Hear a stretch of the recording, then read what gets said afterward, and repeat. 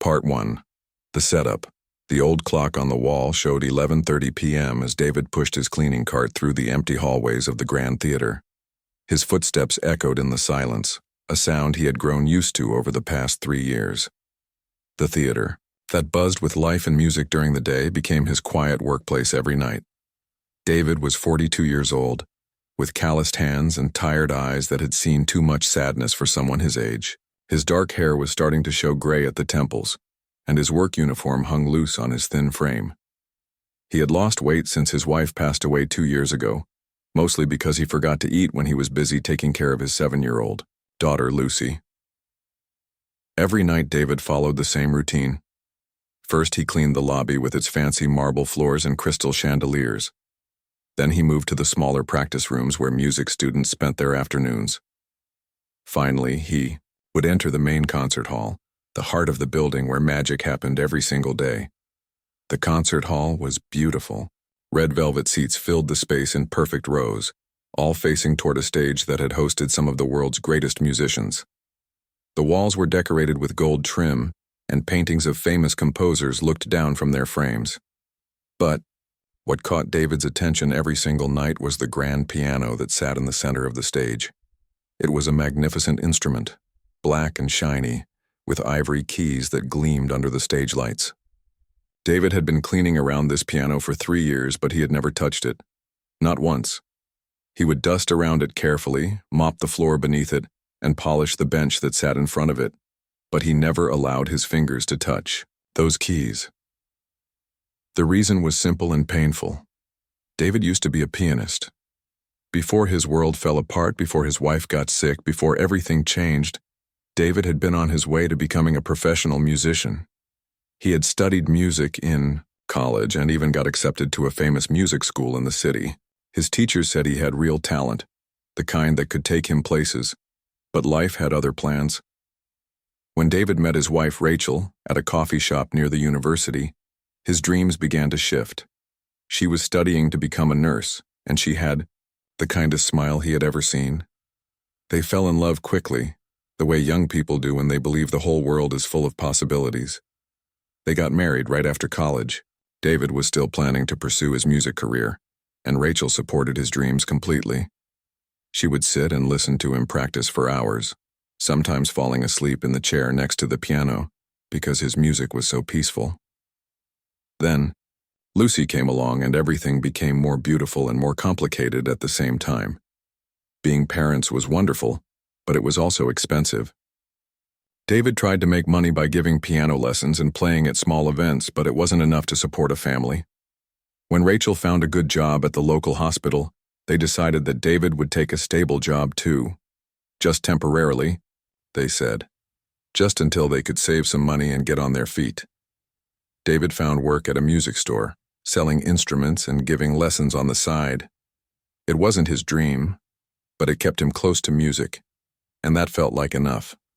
For several years, this arrangement worked well. David would come home from the music store and practice piano in the evenings, while Rachel read to Lucy or helped her with homework.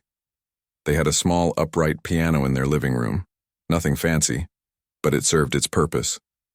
On weekends, David would sometimes play for their friends at dinner parties, and Rachel would beam with pride as everyone complimented her talented husband. Life was good.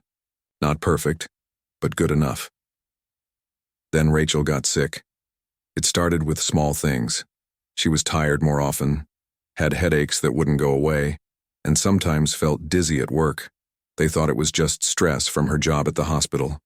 Nurses work hard, and Rachel had always been the type to put her patients' needs before her own. But the symptoms got worse. One day, Rachel collapsed at work and was rushed to the emergency room of the same hospital where she had been taking care of others. The test revealed what no family ever wants to hear: cancer. The word hit David like a punch to the stomach. Rachel was only 35 years old, healthy and strong. How could this be happening to them? The next 2 years became a blur of doctor appointments, treatments, and sleepless nights. Rachel fought the disease with everything she had, and David fought alongside her. He quit giving piano lessons so he could drive her to chemotherapy appointments. He sold his small collection of music books to help pay for medications that their insurance didn't cover completely. Slowly, the piano in their living room gathered dust. David's fingers, which had once moved across the keys with grace and confidence, became stiff from lack of practice. The music that had once filled their home was replaced by the sounds of medical equipment and hushed conversations about treatment options. Lucy, who was only 5 when her mother got sick, didn't fully understand what was happening. She knew that Mommy was sick and that Daddy was sad, but she was too young to grasp the seriousness of the situation. David tried to keep life as normal as possible for her, reading bedtime stories and helping with her kindergarten homework, but everything felt different. Rachel passed away on a cold Tuesday morning in February. David was holding her hand when she took her last breath, and in that moment, something inside him broke that he didn't think would ever heal. The funeral was small but filled with love. Rachel's colleagues from the hospital came, along with neighbors and friends from Lucy's school. People said kind things about Rachel's generous spirit and how much she had loved her family. They told David that he was strong and that Rachel would want him to keep living, keep pursuing his dreams. But David couldn't imagine touching a piano ever again. Every song reminded him of Rachel. Every melody brought back memories of her sitting in the chair next to him, sometimes humming along, sometimes just enjoying the peaceful moment together. After the funeral, David covered the piano with a white sheet. Lucy asked him why, and he told her it needed to rest for a while. She seemed to accept this explanation, but sometimes he would catch her looking at the covered instrument with curious eyes. Finding work became David's next challenge. The music store had been understanding during Rachel's illness, but they couldn't hold his position indefinitely. David needed a job that would provide steady income and health insurance for himself and Lucy. He also needed something that wouldn't require him to think too much, because thinking led to remembering, and remembering led to a sadness so deep, he was afraid he might drown in it. That's when he found the job at the Grand Theater. The position was simple: clean the building every night after the performances and events were finished. The pay was decent, and the health insurance was good. Most importantly, the work started after Lucy's bedtime, which meant he could spend the evening with her and then go to work while she slept. His neighbor, Mrs. Chen, was a retired teacher who offered to stay with Lucy during the night shift. It wasn't ideal, but it worked. David had been hesitant about taking a job in a place so full of music. He worried that being around pianos and performances would be too painful. But he needed the work, and he told himself that he could handle it. On his first night at the theater, David discovered that he was wrong and right at the same time. Being around music was painful, but it was also strangely comforting. The building held an energy that reminded him of why he had loved music in the first place. Even when the performers went home and the audience left, something magical lingered in the air. The hardest part was cleaning the main concert hall. Every night David would enter that beautiful space and see the grand piano waiting in the center of the stage. It was so much more magnificent than the small upright piano in his living room. This instrument was the kind that serious musicians dreamed of playing, the kind that could fill a huge hall with rich, complex sounds. David developed a routine for dealing with the piano. He would save it for last, after he had cleaned everything else in the hall. He would approach it slowly, almost respectfully, and clean around it without making any unnecessary contact. He never sat on the bench, never lifted the lid to dust the strings inside, and certainly never pressed any of the keys. Sometimes, late at night when the building was completely empty, David would stand at the edge of the stage and just look at the piano. He would remember the feeling of his fingers moving across keys, the satisfaction of playing a difficult passage perfectly, the joy of creating something beautiful from nothing but black and white keys, and the movement of his hands. But those moments never lasted long. The memories were too connected to Rachel, too tied up with a life that no longer existed. David would finish his cleaning quickly and move on to the next task, pushing the thoughts of music back into the locked part of his heart where they belonged.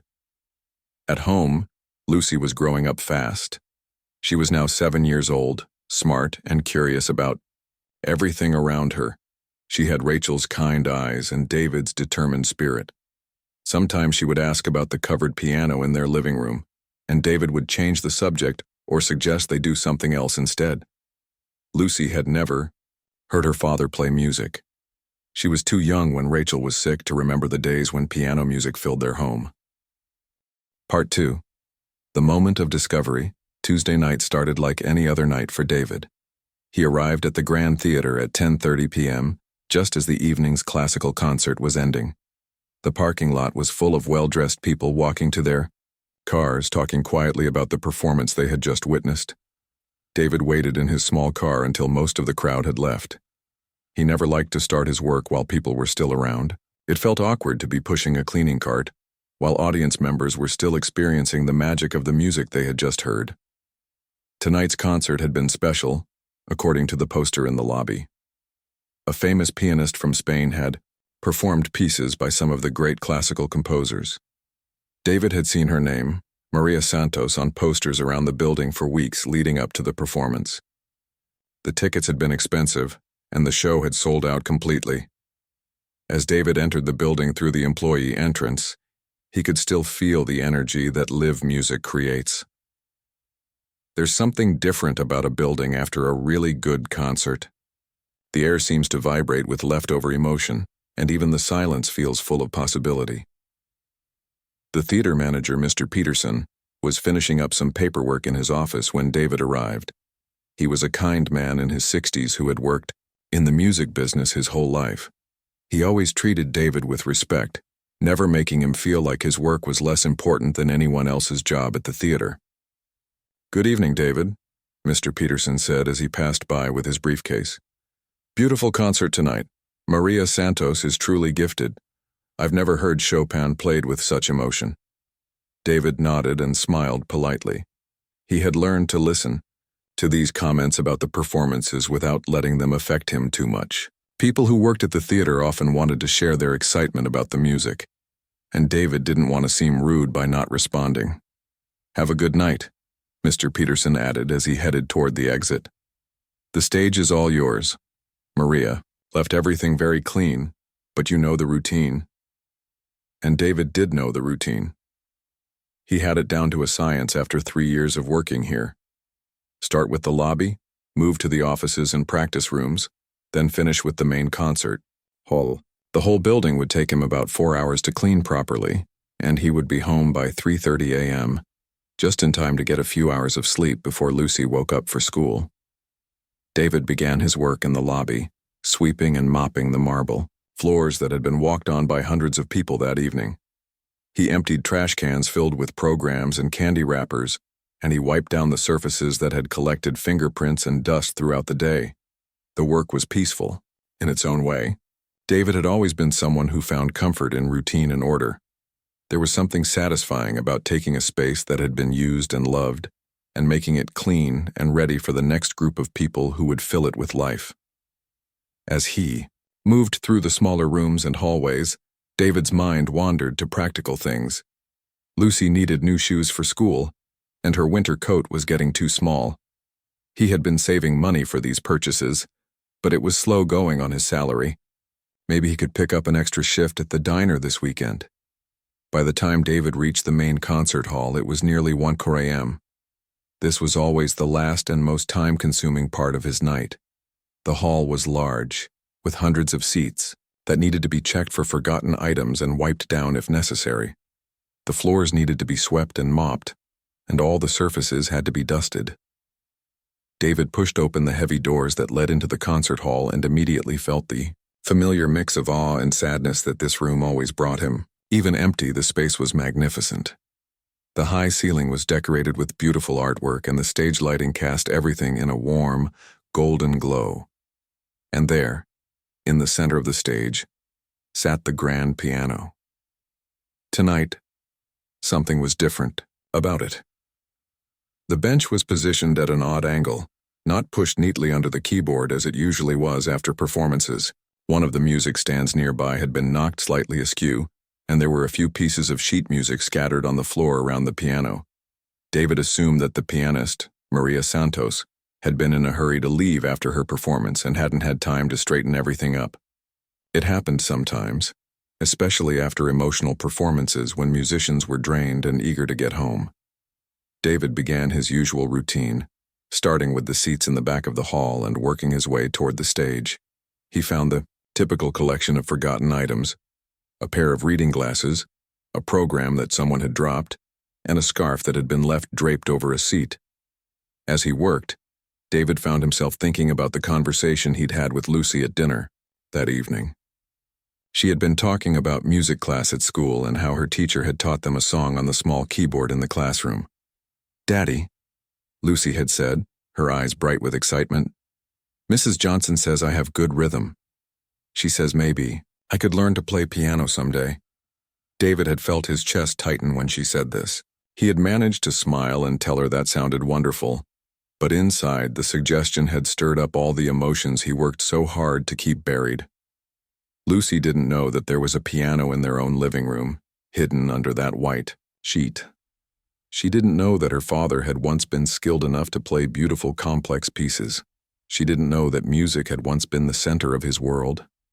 Sometimes David wondered if he was being fair to Lucy by keeping this part of himself hidden, but every time he thought about uncovering that piano, about showing her the music that had meant so much to him and Rachel, the sadness felt too overwhelming to bear. David finished cleaning the seats and moved on to sweeping the floor.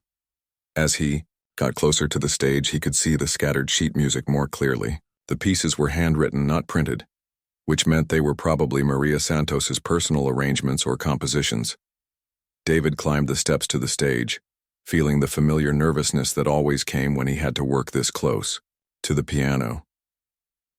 He picked up the scattered papers carefully, not wanting to damage anything that might be important to the pianist. As he gathered the sheets, David couldn't help but glance at the music written on them.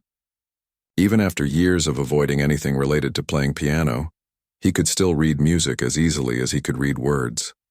The pieces were beautiful and complex, with flowing melodies and intricate harmonies that would require real skill to perform. One piece in particular caught his attention. It was written in a minor key, with a melody that seemed to express deep sadness and longing.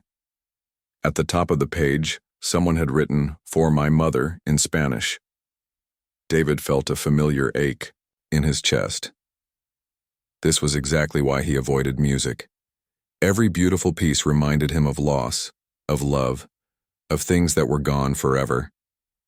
He set the sheet music on top of the piano and turned his attention to straightening the music stand. As he reached across to adjust the stand, David's cleaning cart bumped against the piano bench, causing it to shift position again. Without thinking, he reached out to steady the bench and push it back into its proper place. But as he moved the bench, his finger accidentally brushed against one of the piano keys. The sound that came from the instrument was soft and pure, a single note that rang out clearly in the silent hall. It was just one note, nothing special on its own, but to David it felt like an electric shock. He hadn't heard a piano note in over 2 years. He had successfully avoided touching any keyboard, had managed to keep music completely out of his life since Rachel's death. But now, standing here in the middle of the night with that one beautiful note still echoing in the air around him, David felt something crack open inside his chest.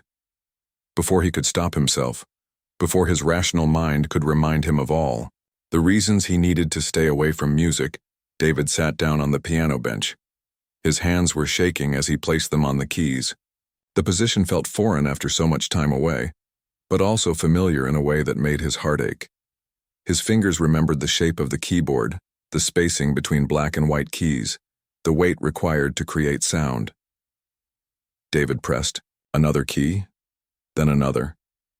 Soon he was playing a simple scale just to see if his fingers remembered how to move.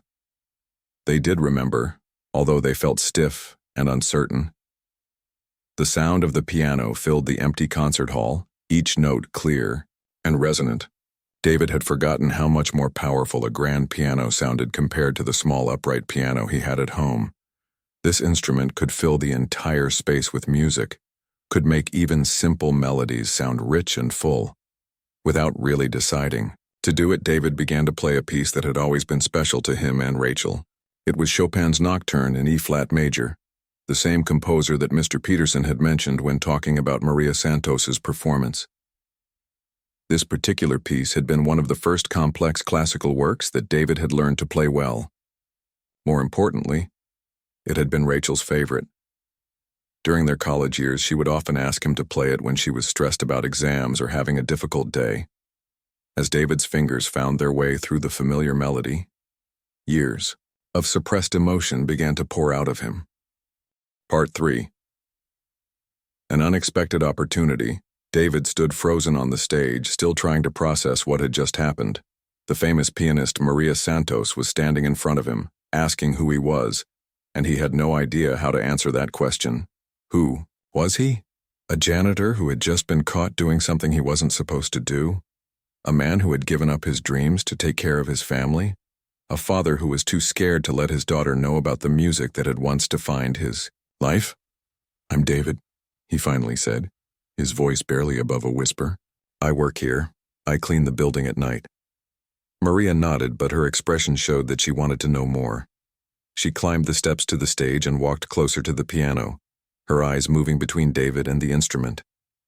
"David," she repeated, as if testing how the name sounded. "That was Chopin's Nocturne in E-flat major you just played. But it was unlike any performance of that piece I've ever heard. Where did you study music?" David felt his face getting hot again. He looked down at his cleaning uniform, suddenly very aware of how he must look to this elegant, successful woman. Her concert dress probably cost more than he made in a month, and here he was in his work clothes, having just been caught playing her piano without permission.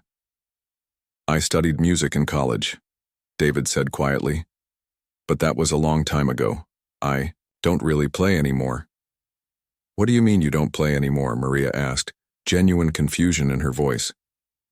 "Someone with your talent doesn't just stop playing. That's not how music works." David didn't know how to explain the past few years of his life to a stranger, especially someone as accomplished as Maria Santos. How could he tell her about Rachel's illness, about the nights spent in hospital rooms, about the way music had become too painful to bear after his wife died? "It's complicated," David said, hoping that would be enough to end the conversation. But Maria wasn't ready to let the subject drop. She sat down on the piano bench and gestured for David to sit beside her. When he hesitated, she smiled encouragingly. "Please," she said. "I'd like to understand. What I just heard wasn't just technically good playing. It was music that came from somewhere deep inside you. That kind of emotion doesn't just disappear." David remained standing for a moment, but something in Maria's voice made him feel like it might be safe to trust her. Slowly, he sat down on the edge of the bench, careful to maintain some distance between them. "My wife died 2 years ago," David said, the words coming out in a rush before he could stop them. "She got sick and I had to stop playing to take care of her and our daughter. After she died, I couldn't touch a piano anymore. Every song reminded me of her." Maria's expression softened immediately. She had heard many stories from musicians over the years, stories about the connection between music and life, between art and love and loss. But there was something about David's quiet pain that touched her deeply. "I'm so sorry," she said. "That must have been incredibly difficult. But David, what you just played, it was beautiful because of that pain, not in spite of it. Your wife, what was her name?" "Rachel," David said, surprised by how good it felt to say her name out loud to someone new. "Rachel," Maria repeated. "I think Rachel would want you to keep playing. Music like yours is too precious to keep locked away." David shook his head. "You don't understand. I'm not a musician anymore. I'm just a guy who cleans buildings and tries to take care of his kid. I can't afford to think about music. I have responsibilities." "Being a parent doesn't mean you have to give up everything that makes you who you are," Maria said gently. "In fact, I think children benefit from seeing their parents pursue the things they're passionate about." "How old is your daughter?" 7, David said. "Her name is Lucy. She's everything to me." Maria smiled. "I bet she is. Does she know that her father is an incredibly talented musician?" David looked away. No, she's never heard me play. I covered up our piano after Rachel died, and Lucy just thinks of me as her dad who works at night and takes care of her during the day. That seems like a shame, Maria said thoughtfully. Think about what a gift it would be to share music with her. Think about the memories you could create together. David felt tears starting to form in his eyes again. I can't, he whispered. It hurts too much. Every time I think about playing, I remember Rachel sitting next to the piano listening to me practice. I remember playing for her when she was sick, trying to make her feel better. Music is all tied up with losing her. Maria was quiet for a long moment, thinking carefully about what she wanted to say next. She had met many musicians throughout her career who had struggled with similar issues. The connection between music and emotion was so strong that sometimes painful experiences could make it impossible to play. David, she said finally, I have an idea. But first, I want to ask you something. Do you think Rachel would want your pain over losing her to rob Lucy of the chance to know this part of who you are? The question hit David like a physical blow. He had never thought about it that way before. In his mind, avoiding music was a way of protecting Lucy from his sadness, of keeping his grief from affecting her life. But maybe Maria was right. Maybe by hiding this part of himself, he was actually depriving Lucy of something beautiful. I don't know, David said honestly. I think you do know, Maria said softly. I think you know that Rachel would want you to heal, and she would want Lucy to experience the joy that music can bring. But I also think you need a reason to start playing again, something that feels bigger than just your own healing. David looked at her with curiosity. What do you mean? Maria took a deep breath. In 3 weeks, this theater is hosting a special benefit concert. It's called Music for Hope, and all the proceeds go to support families who are dealing with cancer. Families like yours was.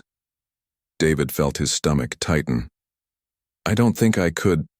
Let me finish, Maria said, holding up her hand. The concert features both professional musicians and community members who have been affected by cancer in some way. Some of the performers are doctors and nurses who treat cancer patients. Some are family members who have lost loved ones. Some are survivors themselves. She paused, watching David's face carefully. The whole purpose of the event is to show how music can bring healing and hope to people who are going through the darkest times of their lives. Your story, your music, it could help other people who are struggling with the same kind of loss you've experienced. David shook his head. I couldn't perform in front of people. I haven't played for an audience in years. And besides, I'm not good enough to perform with professional musicians. David, Maria said firmly, what I just heard was better than most professional performances I've witnessed. You have something that many trained musicians spend their whole careers trying to develop, the ability to connect with the deepest emotions through music. She stood up and walked to where she had left her purse near the edge of the stage. From it, she pulled out a business card and handed it to David. I want you to think about it, she said. The concert is on a Saturday evening, which means you wouldn't have to miss work. And David, if you decide to do this, I'd like to help you prepare. I'd like to coach you to help you get ready for a performance that could honor Rachel's memory in the most beautiful way possible. David stared at the business card in his hands. It had Maria's name and contact information printed in elegant letters. The idea of performing in public, of sharing his music with strangers, felt terrifying. But there was something else there too, something that felt almost like excitement. What would I play? He asked, surprising himself by even considering the possibility. Whatever feels right to you, Maria said. It could be the Chopin piece you just played, or it could be something you write yourself. The important thing is that it comes from your heart, the way tonight's music did. David looked up at the empty concert hall, trying to imagine it filled with people. The thought made his palms sweat, but it also stirred something inside him that had been dormant for a long time. I need to think about it, he said. Of course, Maria said, but don't think too long. And David, I hope you'll consider bringing Lucy to the concert whether you perform or not. I think she should see what her father is capable of. After Maria left to collect her sheet music, David sat alone on the stage for a long time. The theater was completely quiet now, but the silence felt different than usual. Instead of feeling empty, the space seemed full of possibility. David thought about Rachel, about the way she used to encourage him to pursue his musical dreams. She had always believed in his talent more than he believed in it himself. When he had doubts about whether he was good enough to make it as a professional musician, Rachel would remind him of the way people responded to his playing, the way his music could make them feel things they couldn't express in words. He thought about Lucy, about the bright, curious child who had never heard her father play piano. What would it be like to sit down at their covered piano at home and play something beautiful for her? What would it be like to teach her the basics, to share with her the joy that music could bring? Most importantly, David thought about what Maria had said about using his pain to help other people, the idea that his music could bring comfort. Part 4. The Performance. The morning after David uncovered the piano, he woke up with a strange mix of excitement and terror in his stomach. He had made the decision to call Maria Santos, but actually picking up the phone felt like the hardest thing he had ever done. Lucy was eating her cereal when David finally found the courage to dial the number on Maria's business card. His hands were shaking as he listened to the phone ring. "Hello, this is Maria," came the familiar voice on the other end. "Hi, this is David," he said, his voice cracking slightly. "From last night, at the theater." "David." Maria's voice immediately warmed. "I was hoping you would call. Have you thought about my offer?" David took a deep breath. "Yes, I want to do it. I want to perform in the benefit concert." There was a pause on the other end of the line, and then David heard what sounded like Maria clapping her hands together. "That's wonderful news," she said. "I'm so proud of you for making this decision. When can we start working together?" Over the next 3 weeks, David's life changed in ways he never could have imagined. Maria proved to be not just a talented musician, but also a patient and encouraging teacher. They met 3 times a week in one of the practice rooms at the theater, working on technical skills that David had let grow rusty over the years. More importantly, Maria helped David reconnect with the emotional side of his playing. She encouraged him to think about what he wanted to communicate through his music, what story he wanted to tell about love and loss and hope. Music isn't just about hitting the right notes, Maria would remind him during their practice sessions. It's about sharing a piece of your soul with the audience. You have a beautiful soul, David. Don't be afraid to let people see it. David decided to perform 2 pieces at the benefit concert. The first would be the Chopin Nocturne that had brought him back to music in the first place. The second would be an original composition that he began writing during those 3 weeks of preparation. The original piece was unlike anything David had ever composed before. It started with a simple melody that represented the happiness of his early life with Rachel. The music then moved into darker, more complex passages that expressed the pain of her illness and death. Finally, the piece resolved into a hopeful, ascending melody that represented his love for Lucy and his dreams for their future together. David called the piece 3 Hearts, one for himself, one for Rachel, and one for Lucy. As the weeks of preparation passed, David found himself changing in unexpected ways. The daily practice sessions were bringing back not just his musical skills, but also a sense of purpose and joy that had been missing from his life for years. Most importantly, David finally found the courage to share his music with Lucy. It happened on a Saturday afternoon, 2 weeks before the concert. Lucy was doing homework at the kitchen table when she heard piano music coming from the living room.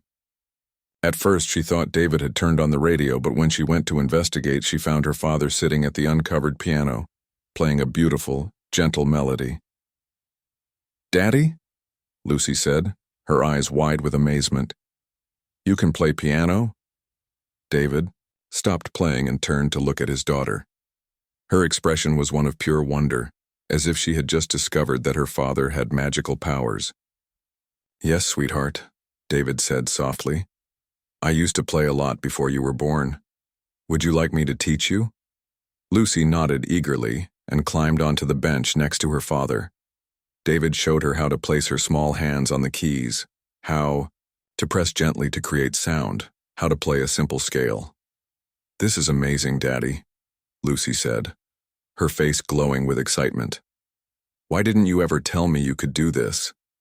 David thought carefully about how to answer. Sometimes when people we love die, it makes us too sad to do the things that remind us of them. Playing piano reminded me too much of your mommy, and it made me too sad to play. Lucy looked up at him with serious eyes. "But you're playing now. Does that mean you're not sad about mommy anymore?" "I'll always be sad about mommy," David said honestly. "But I'm learning that being sad doesn't mean I have to stop doing things that make me happy. And playing music makes me very happy." "It makes me happy too," Lucy said. "Will you play more?" David spent the rest of that afternoon playing for Lucy, sharing with her some of the pieces he had loved over the years. He told her stories about her mother, about how Rachel used to listen to him practice, about how much she had enjoyed music. For the first time since Rachel's death, talking about her felt healing rather than painful. When David told Lucy about the upcoming benefit concert, she was thrilled. "You're going to play on the big stage?" she asked. "The one where famous musicians perform?" "Yes," David said, still hardly believing it himself. "Can I come watch?" Lucy asked. "I was hoping you would," David replied. As the night of the concert approached, David found himself experiencing a level of nervousness he had never felt before. This wasn't just about performing music. It was about sharing the most vulnerable parts of himself with a room full of strangers. Maria had explained that the audience would include many people who had been affected by cancer in some way. There would be patients and survivors, family members who had lost loved ones, and medical professionals who worked with cancer patients every day. Remember, Maria had told him during their final practice session, these people understand loss. They understand pain, but they also understand hope. Your music can speak to all of those emotions. The day of the concert, David could barely eat. He spent the afternoon playing piano with Lucy, trying to keep his mind occupied, but his hands were shaking with nervousness. "You're going to be wonderful, Daddy," Lucy said, giving him a big hug. "I'm so proud of you." David's neighbor, Mrs. Chen, came over to help Lucy get ready for the concert. She had volunteered to sit with Lucy during the performance, since David would be backstage with the other performers. "You look very handsome," Mrs. Chen told David when she saw him in his borrowed suit. Maria had helped him find appropriate concert attire, since his usual work clothes wouldn't be suitable for a formal performance. When they arrived at the theater, David felt like he was seeing the building through completely different eyes. Instead of entering through the employee entrance in his cleaning uniform, he was walking through the main lobby in a suit, carrying sheet music, preparing to perform on the stage he had been cleaning for 3 years. The theater was filling up with people, and David could see that Maria had been right about the audience. There were people of all ages, many wearing ribbons or pins that indicated their connection to cancer research or patient support organizations. Lucy was amazed by the energy in the lobby. She had never been to a formal concert before, and everything seemed magical to her. The fancy clothes, the excited conversations, the anticipation in the air. "This is where you work, Daddy?" she asked, looking around at the elegant decorations. "This is where I work," David confirmed. "But tonight I'm not working. Tonight I'm performing." Backstage, David met the other performers who would be participating in the benefit concert. There was Dr. Jennifer Park, an oncologist who played violin as a way of coping with the emotional demands of her job. There was Robert Williams, a cancer survivor who had learned to play guitar during his treatment as a form of therapy. There was also Sarah Beth Miller, a professional singer whose mother had died of cancer the previous year. Each performer had a story about how music had helped them deal with cancer, either as patients, family members, or caregivers. David realized that he wasn't alone in using music as a way of processing grief and finding hope. Maria found David in the green room where the performers were waiting. "How are you feeling?" she asked. "Terrified," David said honestly. "Good," Maria replied with a smile. "That means you care about doing well." The best performances come from a place of vulnerability and authentic emotion. You have both of those things. As the concert began, David listened from backstage as each performer shared their music and their story. The audience was incredibly receptive, responding with warmth and appreciation to each piece. When it was David's turn to perform, Maria walked with him to the edge of the stage. "Remember," she said quietly, "you're not just playing for the audience, you're playing for Rachel, for Lucy, and for yourself. You're playing to show that love is stronger than loss."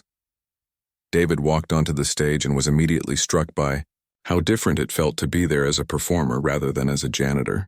The stage lights were bright and warm, and the audience was a sea of faces looking up at him with expectation and encouragement. He sat down at the grand piano, the same instrument he had cleaned around for 3 years without touching, and adjusted the bench to the right height. The theater was completely quiet, waiting for him to begin. David looked out into the audience and found Lucy sitting in the 3rd row with Mrs. Chen.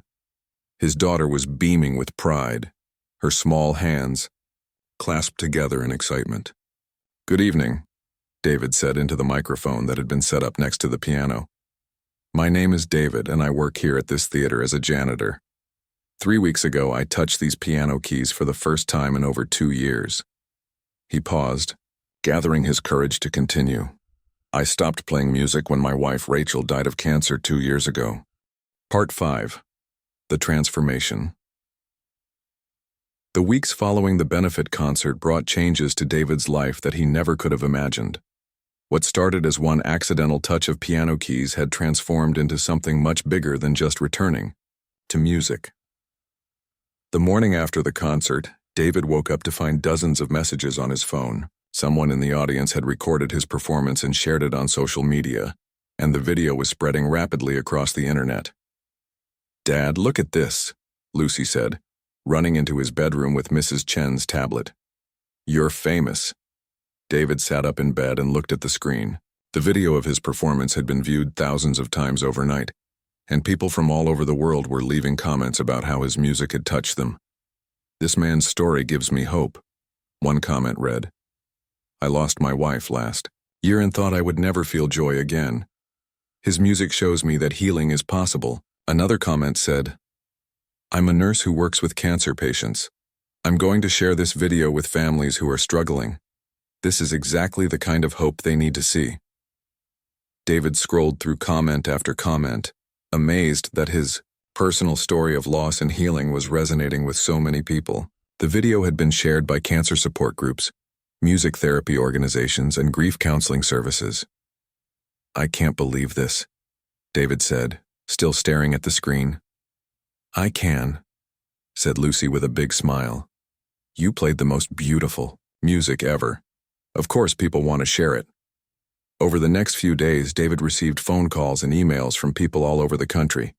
Music teachers wanted to invite him to perform for their students. Hospitals asked if he would consider playing for patients and families. Other theaters were interested in booking him for their own benefit concerts. The most surprising call came from a representative of a major record label who had seen the video and wanted to discuss the possibility of David recording an album of his original compositions. "I'm not sure I'm ready for anything that big," David told Maria when he called to update her on all the attention his performance was receiving. "You don't have to make any decisions right now," Maria replied. "But David, I think you should consider the impact you could have. Your music clearly speaks to people who are going through difficult times. That's a gift that not many musicians possess." While David was trying to process all the new opportunities that were coming his way, the most important changes were happening at home with Lucy. True to his promise, David had started giving Lucy piano lessons the day after the concert. She was a natural student with good rhythm and an intuitive understanding of how music worked. More importantly, she approached the piano with joy and curiosity that reminded David of why he had fallen in love with music in the first place. "Show me how to play the song you wrote," Lucy would ask during their practice sessions. "The one about the 3 hearts." David would guide her small fingers through the simple melody that opened 3 hearts, and Lucy would play it with such enthusiasm that it made David smile every time. "Someday I want to write a song too," Lucy announced one afternoon while they were practicing. "I want to write a song about you and Mommy and me." "What would your song sound like?" David asked. Lucy thought for a moment, then played a few random notes on the piano. "It would sound happy and sad at the same time," she said, "like your song does." David realized that Lucy understood something important about music that many people never learn. She understood that the most powerful music comes from honest emotions, even when those emotions are complicated. As word of David's story continued to spread, Mr. Peterson, the theater manager, approached him with an unexpected offer. "David," Mr. Peterson said one evening when David arrived for his regular cleaning shift, "I've been thinking about your situation. The board of directors and I have discussed creating a new position here at the theater. We'd like to offer you the job of community outreach coordinator." David wasn't sure he had heard correctly. "What would that involve?" "You would organize concerts and events that bring music to people who might not otherwise have access to it," Mr. Peterson explained. "Hospital performances, community center concerts, music therapy programs. The pay would be better than your current salary, and you'd be working during regular daytime hours." David felt his heart racing. A job that combined his musical abilities with helping other people sounded too good to be true. "You'd also continue to develop your own performing career," Mr. Peterson added. "The theater would support your concerts and provide you with performance opportunities. We believe that your story and your music could inspire a lot of people." I don't know what to say," David stammered. "Say you'll think about it," Mr. Peterson replied with a smile. "But don't think too long. The world needs more people who understand how to use music for healing." That night, David couldn't concentrate on his cleaning duties.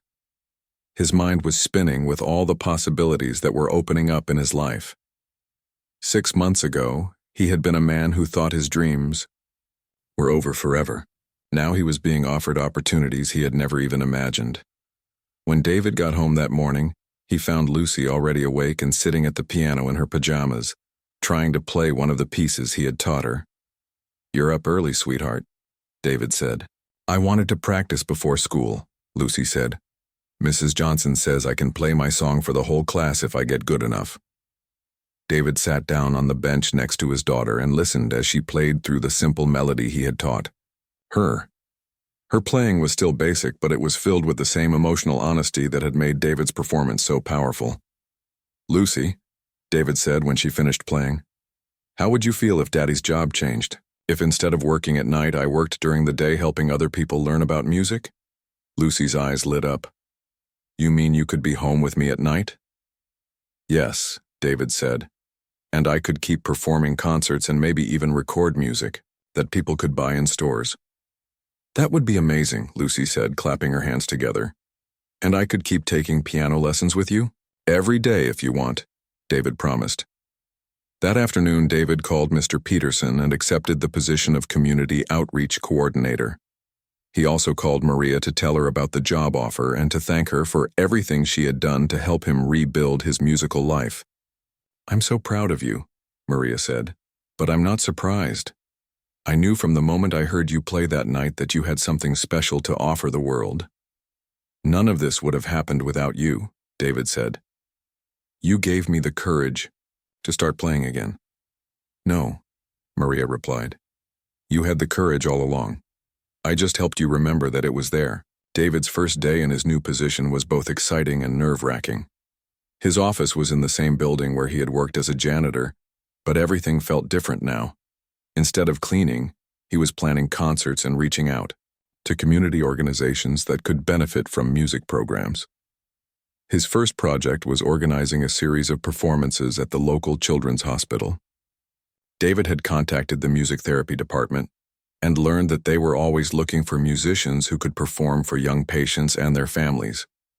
"Music can be incredibly healing for children who are dealing with serious illnesses," explained Dr. Sarah Kim, the head of the music therapy program. "But it's even more powerful when the musicians have personal experience with the challenges these families are facing." David spent weeks preparing for his first hospital performance. He chose pieces that were gentle and hopeful, Music that could provide comfort without being overwhelming for children who were already dealing with so much.